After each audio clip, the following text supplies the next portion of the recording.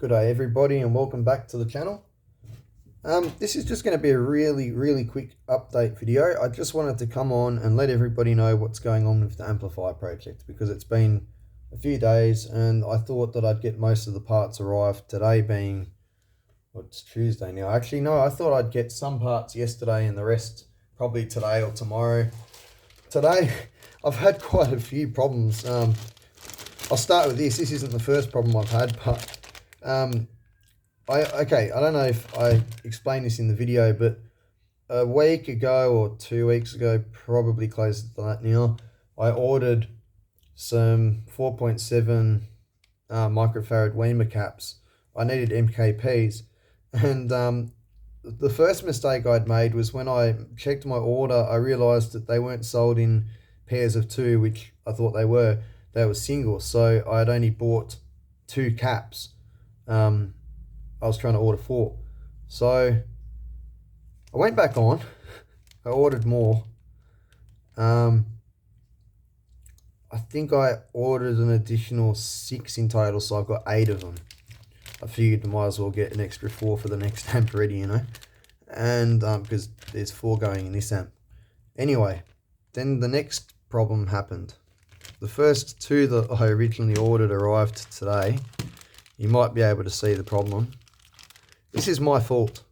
This is completely my fault.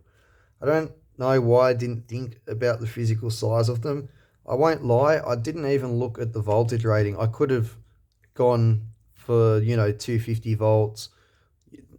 This is going to be 400 will be under 630, then 250, then 100, then 63, and I didn't think of any of it.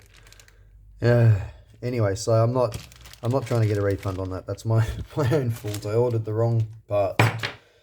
I've tested them too and checked them against real pictures of them, and I believe they're genuine. They perform amazing. The thing is, when you go between MKT to MKS to MKP and different types like that, all of a sudden when you get to MKP, the dissipation factor ends up at basically 0. Well, with the Weimer caps, good quality ones, it does end up at 0. That's usually the first test I do on MKPs, funnily enough, is I just check dissipation.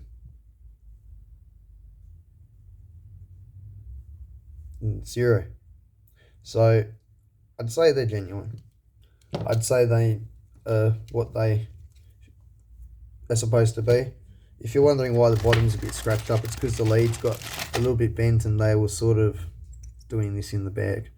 But yeah, so anyway, the problem is they're way too big. Could you imagine?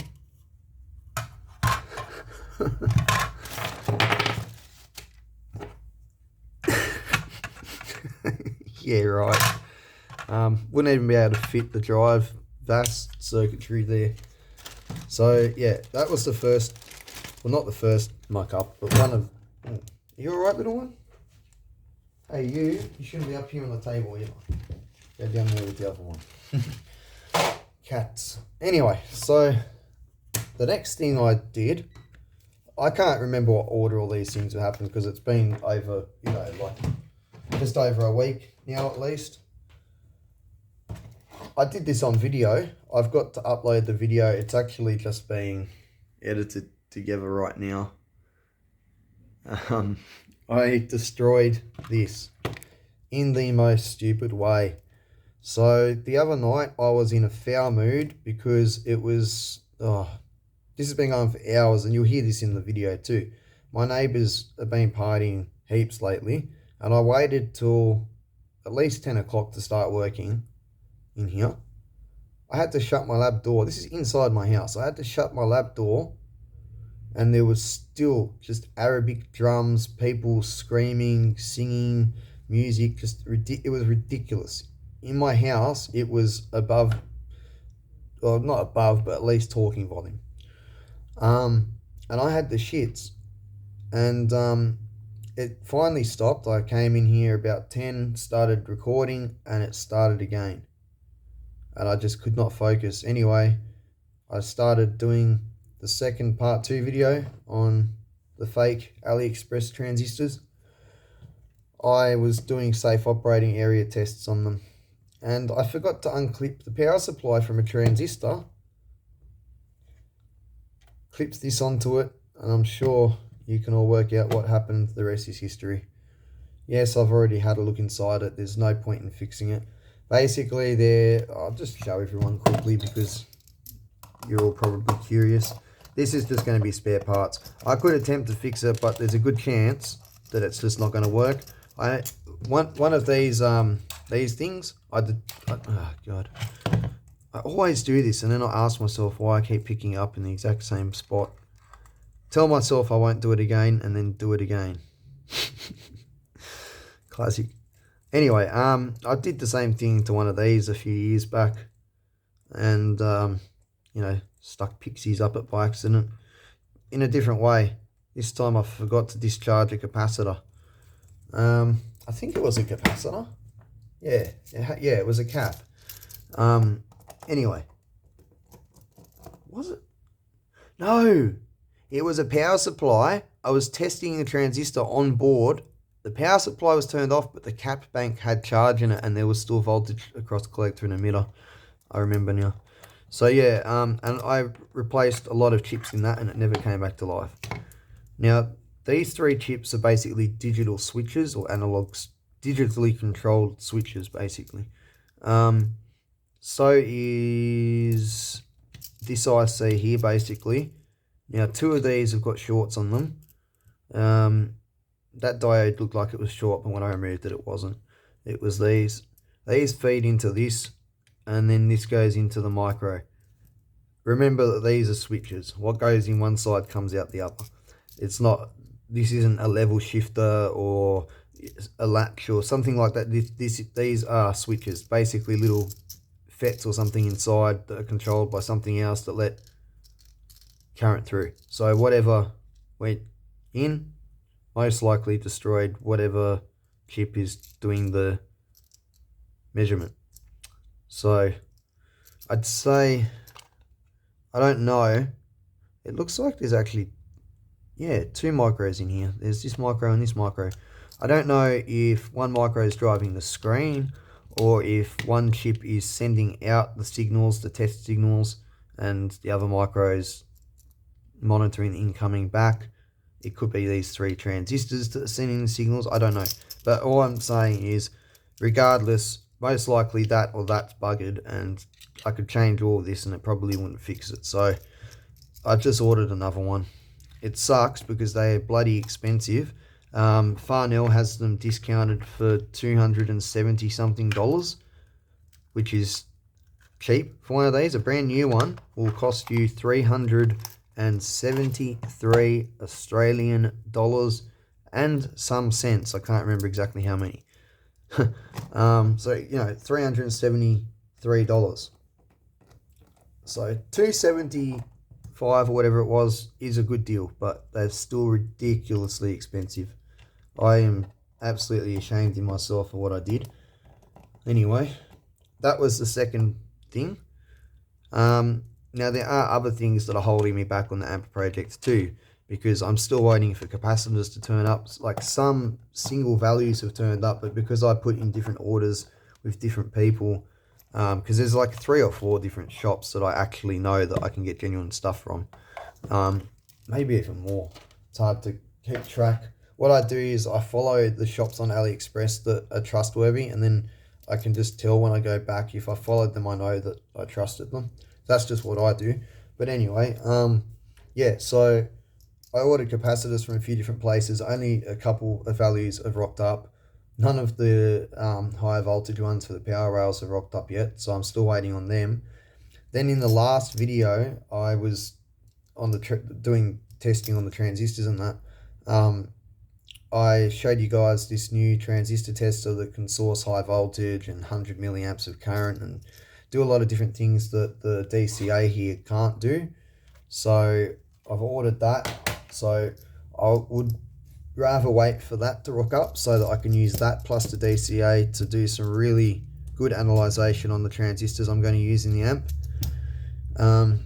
I've also ordered more transistors than what I had mentioned in the last video, where I said I'd ordered a couple of old school like Japanese like Toshiba and KEC audio transistors, driver transistors, to replace the tip 41s and 42s. I've ordered more tip 41s and 42s. I've just decided, because I'm putting so much effort into everything else. I mean, look at that's driver boards, you know, because I've got so much effort's gone into that. The output stage is really nice. The transistors, I thought, yeah, look, I'm not going to put cheapy transistors in the middle of a whole load of good circuitry, you know, that cost money. So I've gone and ordered a few different samples, like 10 here, 10 there, 10 here, 10 there, of different. None of them are counterfeit. They're all from legit shops that I go to. But what I mean by samples is, what I want to do is I want to curve trace them.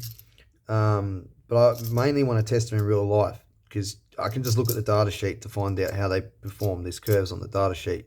The thing I'm really interested in is trying them in amplifier builds. And so, yeah, there's a lot of different things that I'm waiting on. And then also on top of that, in that transistor video, I actually did some matching where because I received some more, some of my transistors have come. Where are they? Here we go.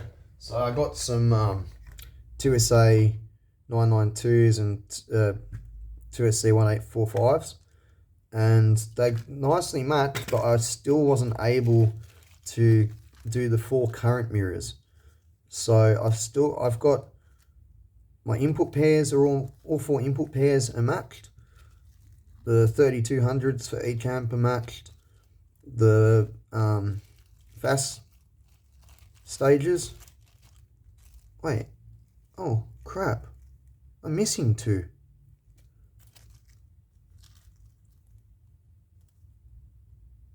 I'm missing quite a few things that I didn't think about. Current sources. That's 2 channels worth of current source transistors. So that's right. That's 2 channels worth of 3200s. That's 4 channels. Sorry, 2 channels in each bag. So 4 channels worth, I meant. That's 4 channels worth of input pairs. That's 2 channels worth of VAS.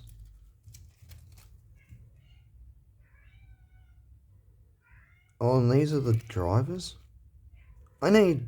Geez.